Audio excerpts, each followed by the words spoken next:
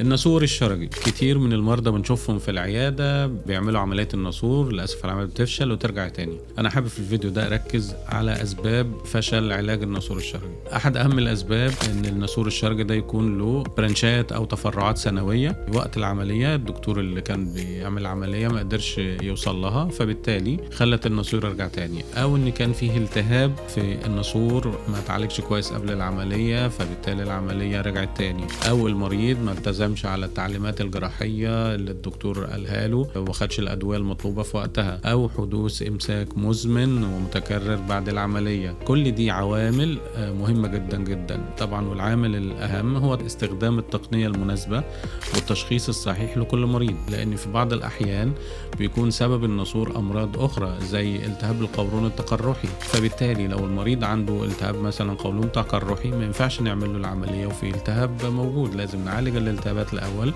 وبعد كده نعالج الناسور التقرحي. ودمتم سالمين.